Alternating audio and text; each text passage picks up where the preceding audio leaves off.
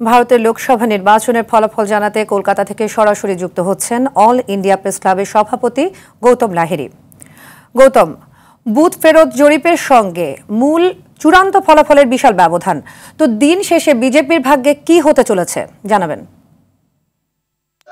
ধন্যবাদ, নমস্কার।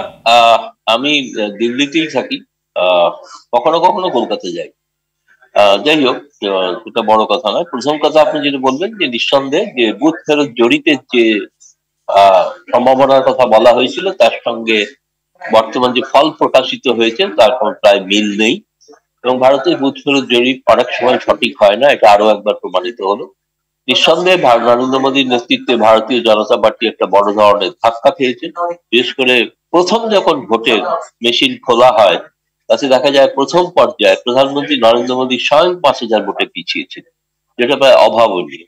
এবং সেটা কি বোঝা যায় যে এবারে ভারতের সম্ভবত হয়তো ফলাফলটা অন্যরকম হতে চলেছে। এই প্রথম আবার অনেক দিন পর, ঠিকই বলেছেন আপনি, ফলাফল ত্রিশঙ্কু হতে চলেছে।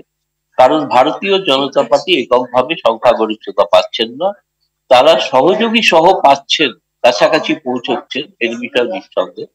আর সরকার গঠন তাদেরই করে ফেলা উচিত, সেটাও যেমন ঠিক, কিন্তু একই সঙ্গে বিরোধীরাও চুপ করে বসেন। তারা একেবারে ঘাড়ের ওপর যেহেতু তাদের সংখ্যাটা নিঃশ্বাস ফেলছে, তারাও চেষ্টা করছেন যে বিজেপির শরিক যারা রয়েছে, বিশেষ করে অন্ধ্রের তেলুগু দেশম পার্টি এবং বিহারের নীতিশ কুমারের দল, তাদেরকে তাদের দিকে টানা যায়।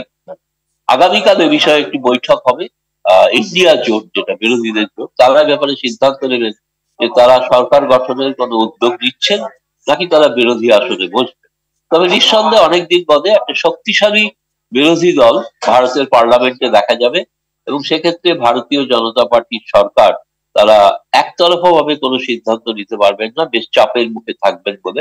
এবং এটা ভারতের মানুষ সাধারণভাবে স্বাগত জানাচ্ছেন যে গণতন্ত্রে বিরোধী দলের অস্তিত্ব থাকাটা জরুরি, তাতে গণতন্ত্র বিকশিত হয়। গৌতম, এই যে বিজেপির অবনতি হলো এবং কংগ্রেসের উত্থান হলো, তো এর কারণটা কি বলে মনে করেন? প্রথমত, যেটা গত 10 বছরের যে নরেন্দ্র মোদীর শাসনে যেটা ঘটনা, সেটা হচ্ছে যে দ্রব্যমূল্য বৃদ্ধি, বেকারিত্ব, এই বিষয়গুলো মানুষের মধ্যে কংগ্রেস দল প্রচার করতে পেরেছে। একই সঙ্গে কিন্তু বিজেপি দল তারা হিন্দুত্বের একটি আদর্শে বিশ্বাসী, এর ফলে সমাজে সংখ্যাগরিষ্ঠ হিন্দুদের আকৃষ্ট করার চেষ্টা করেছিল।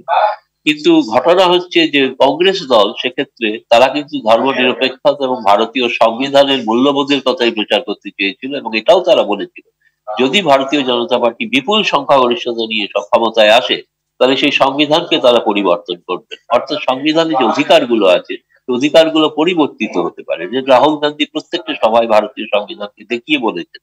এটা মানুষের মধ্যে এক ধরনের বিশ্বাস অর্জন করতে পেরেছে কংগ্রেস দল। কারণ আপনি হয়তো জানেন হয়তো নিশ্চয়ই, যেখানে রাম মন্দির তৈরি হয়েছে সেই অযোধ্যা, সেটি যে কেন্দ্রের অধীনে, সেই কেন্দ্রে বিজেপি পরাস্ত।